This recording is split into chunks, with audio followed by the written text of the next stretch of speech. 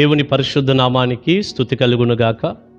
మహాదేవుడును మన రక్షకుడు అయిన యేసుక్రీస్తు వారి శ్రేష్టమైన నామంలో ఉదయకాల మన్నా అనే చక్కని కార్యక్రమాన్ని చూస్తున్న మీ అందరికీ నిండు హృదయంతో వందనాలండి. దేవుని కృప మీకు తోడై ఉండును గాక. ఎలా ఉన్నారు మీరు? దేవుని కృపలో అంతా క్షేమమేగా. డిసెంబర్ వచ్చేస్తుంది.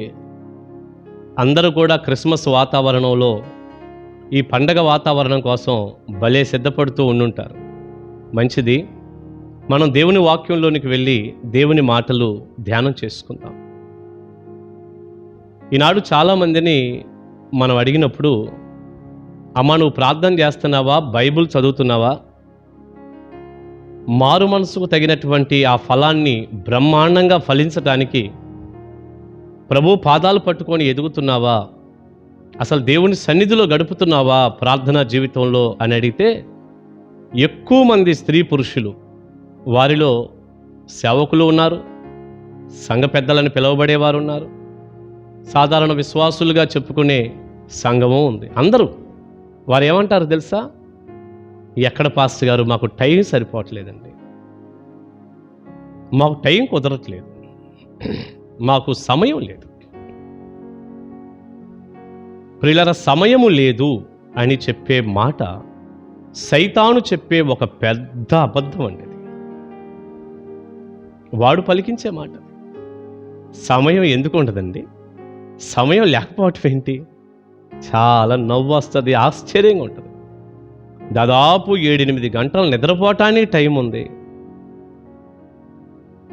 భోజనం చేయటానికి టైం ఉంది, రోజుకు 3 సార్లు మనం తిన్నది చాలక మళ్ళీ అది ఇది స్నాక్స్ టిఫిన్లు అంటూ అది చేయటానికి టైం ఉంది, స్నానం చేయటానికి టైం ఉంది, మంచి డ్రెస్అప్ అవటానికి సమయం ఉంది, చదువుకోవటానికి బ్రహ్మాండమైన సమయం ఉంది, ప్రయాణాలు చేయటానికి సమయం ఉంది, ఆ ఇంటికి ఈ ఇంటికి తిరిగి ఆ అమ్మ దగ్గర ఈ అమ్మ దగ్గర కూర్చొని ముసలమ్మ ముచ్చట్లు చెప్పి టైం అంతా పోగొట్టుకోవటానికి బ్రహ్మాండమైన సమయం ఉంది.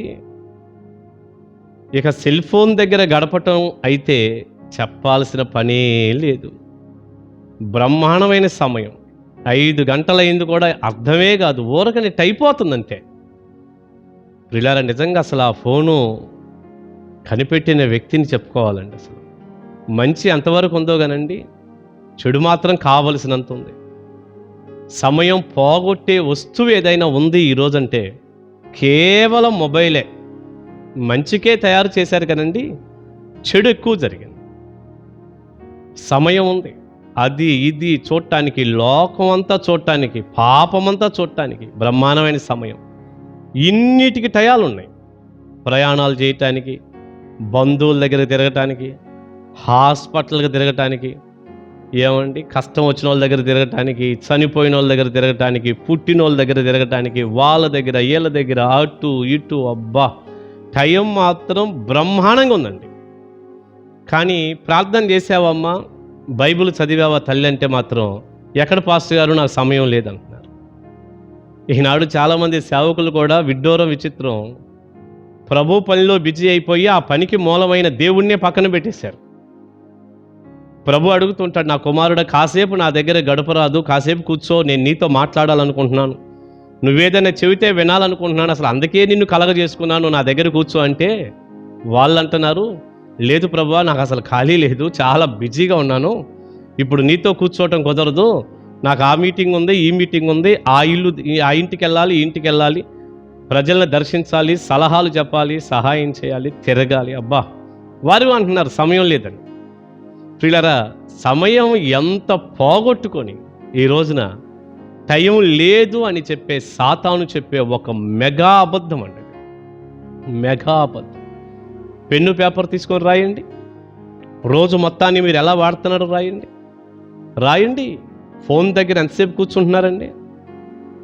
ఒకప్పుడు ఈ మొబైలు, ఈ కార్యక్రమాలు, టీవీలు, కరెంట్లు లేనప్పుడు అండి, ఎంత ఎక్కువ ప్రభు పాదాలు పట్టుకున్నారు ఆ భక్తులు. ఇవన్నీ వచ్చి మన సమయం అంతా దోచుకున్నాయి, ఆక్రమించేసాయండి. పచ్చి అబద్ధాల్లోనికి దిగజారిపోయాం. సమయం లేదు అనే మాట తప్పు కదూ. వాటి సమయం పక్కన పడేసి ప్రభుతో సమయం గడపాలి. స్నేహితులతో గడపటానికైతే గంటలు గంటలు, వ్యర్థమైన మాటలు, పాడు మాటలు, వేస్ట్ మాటలు. ప్రభుతో మాట్లాడటానికి ఒక గంట టైం లేదా? బైబిల్ దగ్గర మోకరించి బైబిల్ చదువుకోవటానికి ఒక గంట టైం లేదా? ఎంత విచిత్రంగా ఉందండి. దైవజనుడైన పౌలు అందుకే ఈ మాట చెప్పాడండి. ఎఫెసీ పత్రిక 5వ అధ్యాయం 15వ వచనం అందరికీ తెలిసినటువంటి మాటే. ఎఫెసీ పత్రిక 5:15, దినములు చెడ్డవి గనుక మీరు సమయమును పోనీయక సద్వినియోగము చేసుకొనుచు అజ్ఞానుల వలె కాక జ్ఞానుల వలె నడుచుకొనున్నట్లు జాగ్రత్తగా చూచుకొను. దినములు చెడ్డవి గనుక మీరు సమయాన్ని పోనీయద్దు. సమయం పోనీయద్దు అన్నాడు. అంటే పోనిస్తే అది పోతుందనేగా. ఇప్పుడు ఎంత పోయినట్టే. ఇప్పటి వరకు నేను టీవీలు, సినిమాలు, సీరియళ్ళు, సెల్ ఫోను ఇవన్నీ చెప్పుకుంటూ వస్తున్నానే. ఈ ఎలక్ట్రానిక్ వస్తువులు లాగేసినాయి మన టైం అంతా. ప్రభు పాదాలు పోగొట్టినటువంటి వస్తువులండి ఇవన్నీ.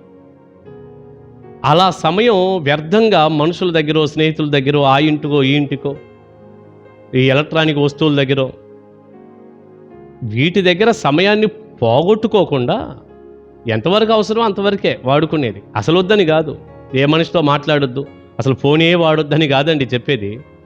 ఎంతవరకు అది అంతే, చాలా తక్కువ అవసరాన్ని బట్టి.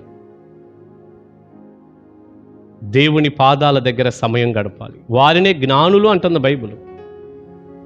సమయం పోగొట్టుకునే వాళ్ళందరూ అజ్ఞానులు అంట. సమయం పోగొట్టుకునే వాళ్ళందరూ అజ్ఞానులు. క్లియర్గా చెప్పాడు దైవజనుడు, మీరు సమయమును పోనీయక సద్వినియోగము చేసుకోవచ్చు. మీరు అజ్ఞానుల వలె ఉండొద్దు. సమయం పోగొట్టుకునేవాడు అజ్ఞాని. జ్ఞానుల వలె నడుచుకున్నట్లు జాగ్రత్తగా చూసుకోండి అన్నాడు. ప్రియ దేవుని బిడ్డ, జ్ఞానంగా నడుచుకో, సమయాన్ని కాపాడుకో, ప్రభు పాదాలు పట్టుకో, ప్రభు దగ్గర ఉండు, ప్రార్థనా జీవితాన్ని కొనసాగించుకో. కనీసం ప్రతిరోజు 2 గంటలైనా ప్రార్థనలో గడుపు, 1 గంట అయినా బైబిల్ దగ్గర గడుపు. అలా ఒక 3 గంటలైనా ప్రభు కాళ్ళు పట్టుకో. ఎంత టైం ఇచ్చాడు? 24 గంటలు సమయం ఇచ్చిన నాయన్ని వదిలిపెట్టి ఆయన సన్నిధి వదిలిపెట్టద్దు. సమయం దేవునితో ఉండటానికి ఇష్టపడు. నువ్వు జ్ఞానివి, నువ్వు దేవుని బిడ్డవి. తప్పకుండా ఆయన పాదాలు పట్టుకున్నప్పుడు కలిగే ప్రతి ఆశీర్వాదం నీకు వస్తుంది. దైవ దీవెన మీ అందరికీ ఉండునుగాక. ప్రార్థన చేసుకుందాం. సకల ఆశీర్వాదాల కారణభూతుడు అయిన తండ్రి, ప్రేమ కలిగిన ప్రభువా, మీకు వందనాలయ్యా. విత్తబడిన ఈ సందేశం బిడలకు దీవెనకరంగా మీరు చేయండి. సమయాన్ని పోగొట్టుకునే అజ్ఞానుల వలె కాక సమయాన్ని కాపాడుకొని మీ పాదాల దగ్గర గడిపే జ్ఞానుల వలె చేయండి. సమయము లేదు అని చెప్పేది సైతాను చెప్పే ఒక పెద్ద బోటకపు అబద్ధం అయినది. మాకు బోలెడంత సమయం మీరు ఇచ్చారు. మీ దగ్గరే గడిపే కృప అనుగ్రహించండి. తద్వారా కలిగే ఆధ్యాత్మికమైన శక్తి, భౌతికపరమైన ఆశీర్వాదాలన్నీ అనుగ్రహిస్తారు మీరు. యేసు నామాని ప్రార్థన మనవులు అడుగుచున్నాను తండ్రి. ఆమేన్, ఆమేన్. God bless you. కలుసుకుందాం.